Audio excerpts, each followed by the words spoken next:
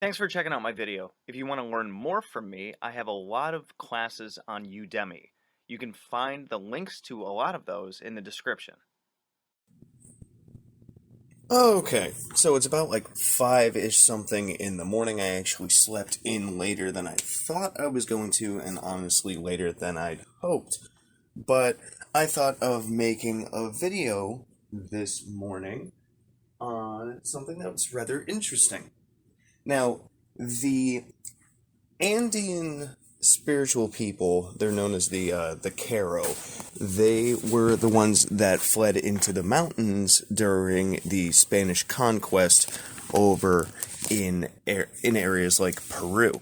And they're very connected with nature spirits around them, and they have a really interesting viewpoint of the whole cosmos being 3 different levels, and I'm probably going to make a video on how that kind of goes across a bunch of different cultures with the way that they view there being a realm above us, the one that we're in, and the one below us. But the thing that I wanted to talk about today that I did find was very interesting is their concept of 2 different kinds of spiritual people. I don't exactly like using the word shamans with them, and even magician is not exactly applicable, but to them, there are 2 kinds of spiritual people, practitioners anyway. There's the Pampamessiac and the Ultimessiac. Now, the difference here is what kind of level or what kind of tools or methodologies that they use to connect with the different spirits around them, be they the spirits that are in the realm that everyone exists in, being the Kaipacha or the Hanak above or the Ugupacha below. And the Pampamessiac connects with these different spirits and spiritual energies through ritual. So the way that they're able to talk to and petition spirits is through the use of their quipus, which are little medicine bundles, and through various ritualistic practices and praying and petitioning and connecting and working with the spirits in that way. And then there are others that are called Ultimessiacs that are connected with spirit in a different way, where it's almost instantaneous, and they can, for lack of a better analogy, just connect with spirits on the fly. So they don't have to be in a ritual space conducting a ritual in order to hear things from spirits and communicate with them. And kind of how does that apply to us as like Western magical practitioners, or those that just practice any other kind of system? Well, it kind of puts our practice into 2 different categories.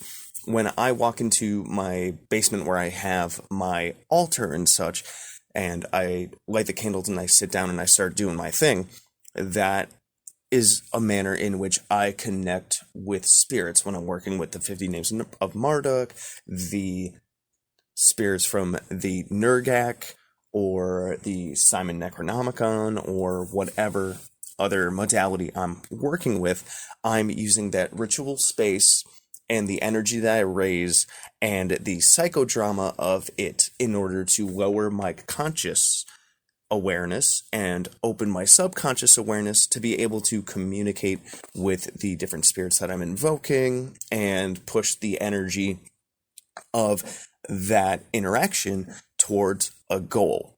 Now, there are other times when I am out and about and I'm doing my thing and I'm working, or I'm out traveling or whatever, and I'm asking a question or something, or I'm wondering about making a decision, and because I've trained myself through meditation and years of doing this, your subconscious is open to hearing little things. And when you are connected with a bunch of different spirits, because you've been working with them for forever, I've been working with the 50 names of Marduk for years now, and other different kinds of spirits that I work with, particularly like my Watcher and my HGA and other spirits like that, that when I'm wondering about a decision or I'm trying to figure something out, I will hear externalized input from, it's not like I'm hearing somebody whisper next to my ear, but because my subconscious is open and that's the antenna through which we communicate with different spirits, I'll hear, turn here, go this way instead of that way, do this instead, grab this, grab that.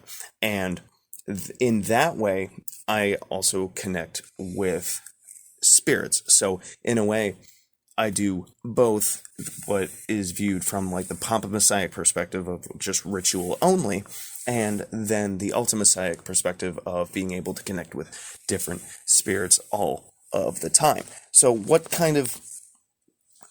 does this have to do with you guys? When you're working with different spirits or different magical systems, there are effectively two different categories by which you can work and communicate with spirits. Because a lot of magic, yeah, we can sit down and we can, do like a cord spell, candle spell, what have you, where we're just working with those tools as representative of what we want our big action to be out in the real world, and we do our thing, we send our energy off, and boom. But a good number of different systems have us working with different spirits. So this perspective allows us to understand that there are two different ways of doing that. When we're working with like the 50 names of Marduk and we're petitioning them with Zikia Kanpa Ziana Kanpa, hear me, O thou blank, come to me by the powers of the word blank and answer my urgent prayer, and we're doing the visualization and stuff, or we grab our mala beads or something and we're chanting the power word and whatnot, we are petitioning that spirit. And the belief and whatnot allows us to know that that spirit is hearing us, is going to listen to us, is going to help us out given our energetic offering and how we say we're going to offer this and you give us that. And whether we hear them or not, or whether we get an impression or not, or something goes bump in the night around us or not, we hold the knowing that that particular spirit is listening to us, is going to work with us through the ritual and psychodrama that we make, because we open our subconscious antenna and yada yada yada. And that's one way to do it. And on top of that, or with that, you can also have experiences both in ritual and in your everyday life where you get those little influences and those little notions or a feeling or even hearing a thought or something like that from a spirit that you've developed a relationship with or others around you when you are spiritually open that can communicate with you. So there's both the interaction of petitioning and working with spirits in ritual, and then alongside that, or kind of different from that, being able to connect with spirits nearly like instantaneously. Mainly the difference here is with tools, Papa Messiah-ish, or without tools, Alta Messiah-ish. So I would suggest working on both of these different modalities and working with meditation and clearing your mind and being open to hearing and differentiating between your mind voice and the influence of another entity / spirit and whatnot. It's honestly not that scary, and working on both of those, because both of those methods are by the ways by which we can communicate with other entities that are out there that we can work with and barter with. For I scratch your back, you scratch mine, I offer this and you can help me get that. And one of the other interesting things is Ultima Psychics are not really like trained, right? A lot of the times in this culture, if someone is struck by lightning, then they can be considered an Ultima Psychic. Why? Because if you get struck by lightning, most of the time, that's it. You're done, right? But one, the lightning comes from up above, so it comes from the Hanak Pacha, where that's like the higher spiritual realm, and the lightning ends up smacking you down, and you didn't die. So you got touched by that upper realm, and you're still here.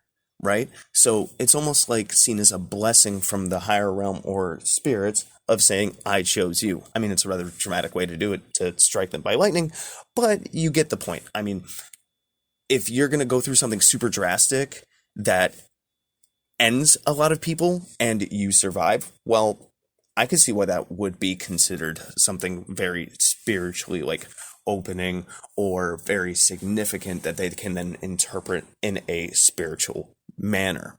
So let me know what you guys think about this. If you want to learn more about the ways that the Andeans go through some of their magical practices, I think I'm going to make some more videos on that. But I think this whole differentiation between the two different ways that we can petition and communicate with spirits was rather interesting, and I wanted to share it with you. So let me know what you think. Good hunting.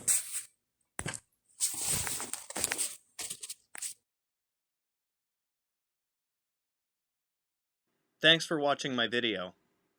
So if you want to check out my playlists, I have, among others, the Simon Necronomicon, the Tree of Life, General Magic, Tulpamancy, a playlist on my books, the elements, stones, the theories that govern magic, and the gods and goddesses of Mesopotamia.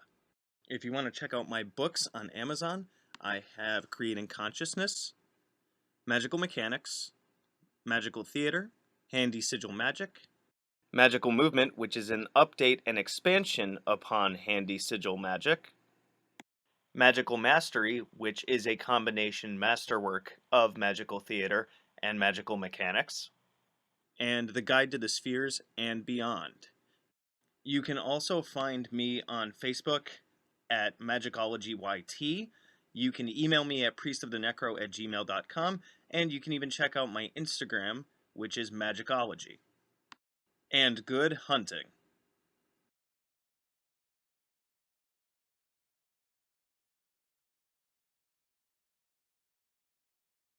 You can also find me on Facebook at Magickology YT. You can email me at priestofthenecro@gmail.com, and you can even check out my Instagram, which is Magickology. And good hunting.